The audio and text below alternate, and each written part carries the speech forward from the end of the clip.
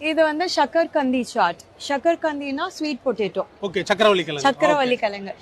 நம்ம ஊர்ல sweet பொட்டேட்டோனா normally வேக வச்சு தானே சாப்பிடுவோம். சக்கரவள்ளி கிழங்கு இது வந்து சாட். வாங்க எப்படி பண்றதுன்னு பார்க்கலாம். 1/2 kg சக்கரவள்ளி கிழங்க ஹாஃப் பாயில் பண்ணிட்டு தோலை உரிச்சு இந்த மாதிரி கியூப் கியூபா கட் பண்ணி எடுத்துக்கோங்க. அப்புறம் கட் பண்ணி வச்சுருக்க சக்கரவள்ளி கிழங்க ஆயிலில் போட்டு நல்லா டீப் ஃப்ரை பண்ணி ஒரு பிளேட்டில் ட்ரான்ஸ்ஃபர் பண்ணி வச்சுக்கோங்க. நம்ம இதில் 2 விதமான சட்னி யூஸ் பண்ண போகிறோம். ஒன்று புதினா சட்னி, அப்புறம் இன்னொன்று வந்து புளி சட்னி. புதினா சட்னி எப்படி பண்ணால், ஒரு மிக்ஸி ஜாரில் புதினா கொஞ்சம் கொத்தமல்லி கொஞ்சம் ஆட் பண்ணிவிட்டு ஒரு பச்சை மிளகாய், 2 பல்லு பூண்டு, ஒரு சின்ன துண்டு இஞ்சி, அப்புறம் 1/2 லெமன் ஜூஸ் ஆட் பண்ணி நல்லா பேஸ்ட்டாக அரைச்சி எடுத்துக்கோங்க. அவ்வளோதான், மின் சட்னி ரெடி பண்ணியாச்சு. இப்போ புளி சட்னி எப்படி பண்ணுறதுன்னு பார்க்கலாம். ஒரு பேனில் நெல்லிக்காய் சைஸ் புளி, அப்புறம் 5 பேரிச்சம்பழம், 1 டேபிள் ஸ்பூன் மிளகாத்தூள் ஆட் பண்ணி 1/2 டம்ளர் தண்ணி ஊற்றி புளியும் பேரிச்சம்பழமும் வேகிற அளவுக்கு நல்லா கொதிக்க விடுங்க. அப்புறம் தண்ணி ட்ரை ஆனோடனே மிக்ஸி ஜாரில் ட்ரான்ஸ்ஃபர் பண்ணிவிட்டு 1/2 டேபிள் ஸ்பூன் சுகர் ஆட் பண்ணி நல்லா பேஸ்ட்டாக அரைச்சி எடுத்துக்கோங்க.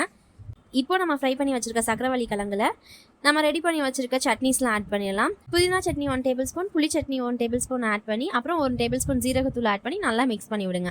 மிக்ஸ் பண்ணிவிட்டு கொஞ்சமாக கட் பண்ண கொத்தமல்லி இலை, அப்புறம் கட் பண்ணி வச்சிருக்க இஞ்சி, சாப்பிட்றப்ப ஒரு கிரன்ச்சி ஃபீலிங் கொடுக்கறதுக்காக லைட்டாக மாதுளம்பழம் ஆட் பண்ணி சர்வ் பண்ணுங்க. ரொம்ப சூப்பராக இருக்கும். கண்டிப்பாக குழந்தைங்கலாம் ரொம்ப விரும்பி சாப்பிடுவாங்க. இதை ட்ரை பண்ணி பார்த்துட்டு கமெண்ட் பண்ணுங்கள், லைக் பண்ணுங்கள் அண்ட் ஷேர் பண்ணுங்கள் மக்களே. பாய்.